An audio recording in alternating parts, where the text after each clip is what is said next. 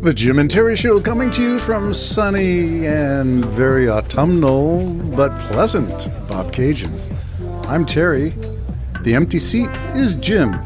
Yeah, but he still lives rent-free in my head as a conservative voice whispering things on my right shoulder. So Jim, I hope you're doing well in your holiday. And this is a tribute to something that is a bit of a bugaboo, so I'm listening to a conservative voice echo in my head saying, no, no, no. And I'm saying, yeah, and yeah.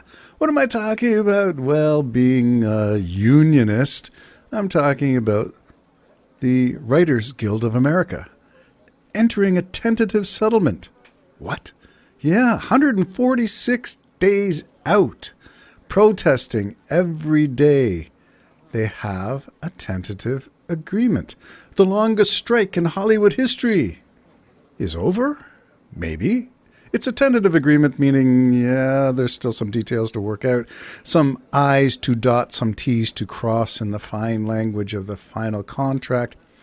But I hear it does something in terms of resolving some of the key issues, which were streaming services don't pay residuals to actors, to smaller roles of actors in major productions that are streamed. Smaller actors, I don't know if that goes as far as the entire crew, makeup, writers, all the people who go into making a film, shooting on location and traveling, and all the people involved in miking and lighting, and what about post-production? We haven't heard a peep about post-production, but that's another issue maybe. So the WGA, Writers Guild of America, tentative agreement after 146 days on the line. And that, to me, speaks volumes. And apparently, I'm not the only one. It speaks volumes that the President of the United States applauds the actions, applauds the agreement. I think there is, if I can find a quote, Biden said, and I'm not thinking, well, I'm thinking it might be Tuesday. So this is later on in the week. This is a Wednesday. So yesterday, quote, there simply is no substitute for employers and employees coming together to negotiate in good faith toward an agreement that makes a business stronger and secures the pay, benefits, and dignity that workers deserve. Quote from President Joe Biden. I admire that. I admire the sentiments in that quote. I admire his participation in the auto workers' strike going on right now. So does the agreement with the Writers Guild, is that a harbinger of good things to come in terms of labor relations? Remember, it has long been my claim, and I've given a lot of statistics to my good friend on the right, Jim, of how the gap between management, CEO, CFOs, that tier of corporations, and the average worker salary has been exploding for the last, I could probably say the last 50 years. But let's say that the data that I saw was really only the 1980s to the present, so 40 years. And CEOs' salary, take-home pay, the golden handshakes and what have you, that they get to take home if they exceed production quotas, etc., is about 638% increase from their salaries of 40 years ago. Workers, on the other hand, have smaller percentages. Over the same span of time, it's something like maybe 10 to 20%. Don't quote me on that. I'd have to dig it up. I'm just speaking off the top of my head. What I'm trying to say is that the gap between those who administer a corporation, those who benefit with the Maseratis, Lamborghinis, and what have you, the fancy homes, the summer cottages, the yachts, the boats, the vacations, and the average worker who is responsible for delivering production quotas, for working with machinery, working with computers, the human interface in all of these productions, they are being left behind. Well, the WGA indicates maybe not, And the UAW indicates maybe not. UAW, United Auto Workers, I think they're going after Ford in the first round. UNIFOR in Canada, Canada's auto worker union, negotiated with Ford and got a deal. UNIFOR, how many days? I'm not sure that it even went to an actual close the doors and walk the picket lines. I think UNIFOR and Ford got together and said, we see what's happening in the UAW in the United States, and we don't want that here. Let's deal with it proactively. And that's where Biden's comment comes in. There's no substitute for employers and employees coming together to negotiate in good faith towards an agreement that makes the business stronger and secures the pay, benefits, and dignity that workers deserve. Wow. Yeah, so things are moving in the realms of settlements, of negotiation, of let's work together and stop eroding the middle class. Let's get money back in the pockets of people who can spend the money and turn the economy into, well, is it a capitalist paradise when you spend the money that you're given? Well, I guess it goes around. There's a historical lesson in that for Canadians.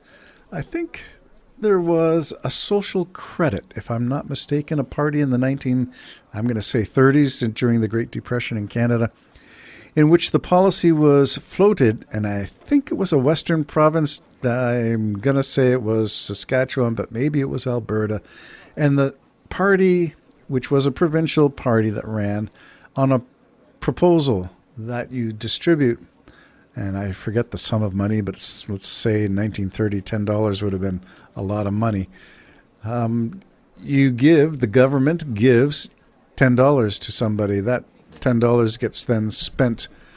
If a family gets $10, it gets spent at the grocery store. It gets spent at the clothing store.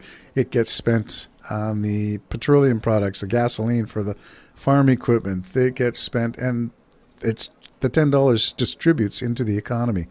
So the argument was just give people money. It sounds sort of like UBI in Ontario. Under Kathleen Wynne, the Universal Basic Income proposal tested in the community not far from where we live here. I think it was tested in Lindsay until Ford pulled the plug on it. So we don't have enough data, I don't think, yet to talk about it. What would it do for people if you gave them the money instead of having them collect for doing nothing? You gave them that money and they worked in terms of distributing the money. They made choices about how they are going to do their groceries, how they're going to do their whatever they need to do with the money that they were given. Universal basic. Beyond that, everybody works and gets something beyond that. It's like minimum wage. That's your entry level. But the longer you work, the more experience, the more skills, the higher your wage. The UNIFOR deal in Ford and the auto workers in Canada talked about a grid where experience and education goes together to put you on a grid, and the grid starts you at a minimum level of expertise, and you get paid more and earn more with every consecutive year that you are on this grid, and then you get maxed out at a maximum earning capacity. A lot of grids are formed by unions, and it guarantees loyalty because you're not going to leave the business. You're going to gain that experience and that expertise because you want to take the benefit of increasing your wage earnings. Anyway, I just thought this was pretty good stuff going on in Canada, in the United States. It's kind of a happy, happy, joy of let's negotiate. Speaking of negotiation, sometimes the negotiation needs a heavier hand, as in, let's picket, let's put up signs, let's walk the line, let's do something that's visible, maybe something a little raucous, maybe let's get a little chant together, hey, hey, ho, ho, Dougie Ford has got to go, or whatever the chant is that you want to accomplish your purpose. And let's do it in a civilized manner. Let's not scream obscenities and smack people with their signs, blockade cars, and all that kind of stuff. Let's do it in a civilized fashion, but withdraw work, withdraw labor, or protest. Protest the Ford Greenbelt land, steal. Yeah, steal.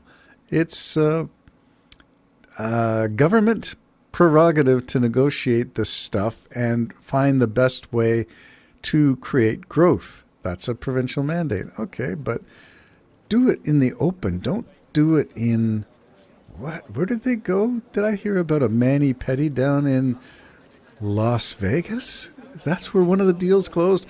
Mr. X, if you haven't read about him, a nice former mayor of Clarington, Ontario, not far out of the GTA, wheeling and dealing, but not a registered lobbyist. Speaking of lobbyists, do we even need lobbyists? Let's get rid of the whole thing. Corruption begins where money influences politics. Always has, probably always will, but where we can find it, let's call it out.